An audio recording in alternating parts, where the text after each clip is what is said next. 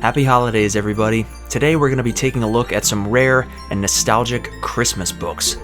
It's the holiday season, so I figured I'd recommend some interesting books to check out, both classic and somewhat newer, in order to help you get into that nostalgic holiday spirit.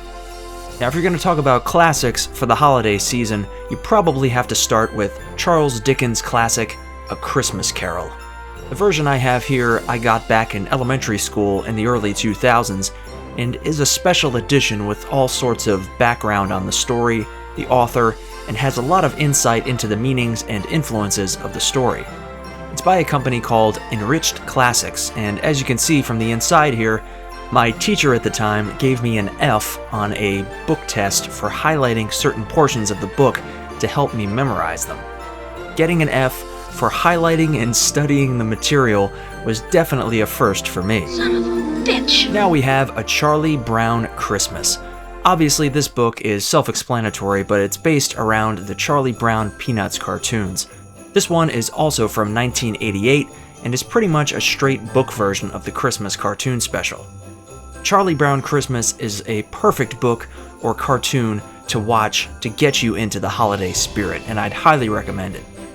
Up next is Christmas Eve on Sesame Street.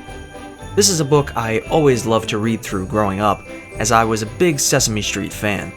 It was published in 1981 and is based on the television special of the same name.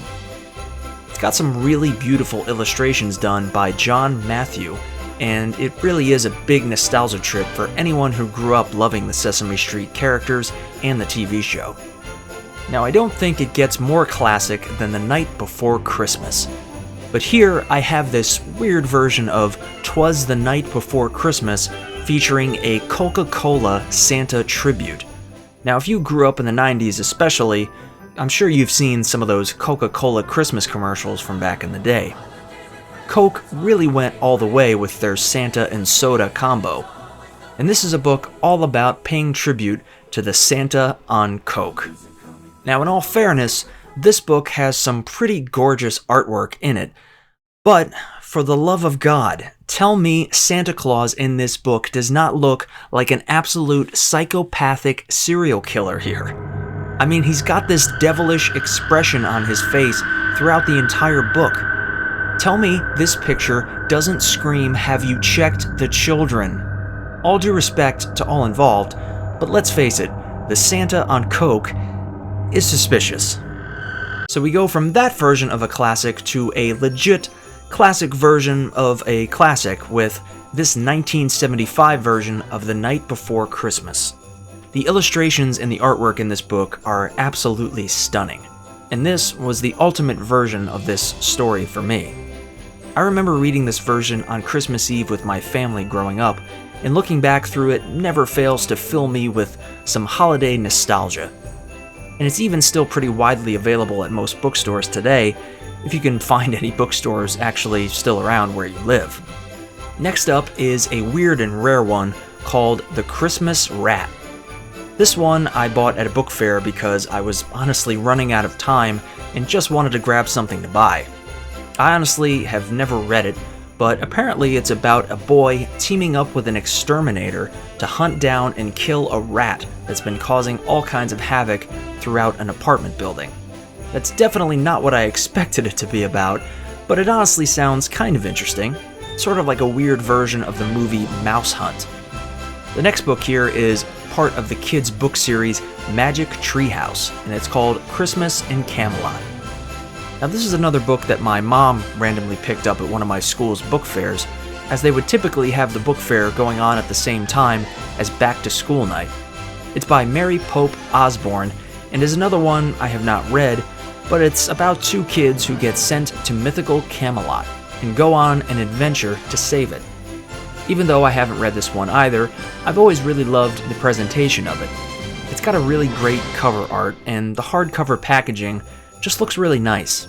The story itself even has some great illustrations done by Sal Murdocha. Our next book here is The Very Best Christmas Present by Jim Razzie.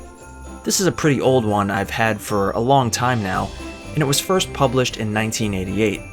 I didn't really remember much of it, but flipping through it again, It's actually a pretty heartwarming story about an old man who ends up with a stray cat dropped off at his front door. He tries every day to keep getting rid of the cat, but each day someone new ends up bringing the cat back to his house, asking if it's his. Eventually, he has it shipped off to the North Pole via the post office. After that, the cat finally doesn't come back, and the old man ends up missing it, realizing he had gotten comfortable having something around that truly loved him.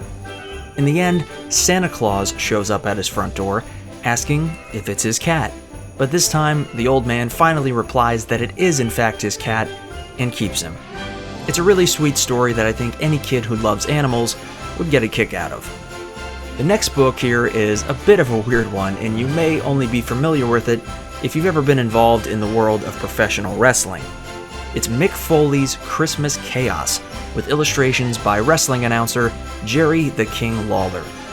There was a period of time where former WWF and WWE wrestler Mick Foley began writing various children's books based around holidays like Halloween and Christmas. The latter of which is Christmas Chaos, and tells the story of the time when Santa's elves at the North Pole decided to revolt, stage a coup against old Saint Nick, and refuse to make any Christmas toys. Reaching a breaking point, Mrs. Claus calls in the reinforcements to restore order. The reinforcements? The superstars of the World Wrestling Federation. Now, as someone who grew up a rabid wrestling fan, this was bizarre even for me.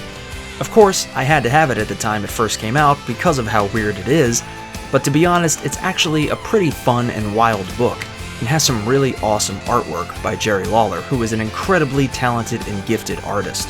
If you were ever a WWF fan, this one is definitely worth checking out for some laughs. So if anyone out there watching this has come across any of these holiday-themed books before, or if you know of some rare and unusual ones that I missed or that you think many people don't know about, drop them down in the comments below, and if you got some enjoyment out of this trip down memory lane, I hope you'll hit that like button and subscribe for many more 90s nostalgia trips to come in the new year. So I hope you all have a happy and healthy holiday season, and I will see you guys next time.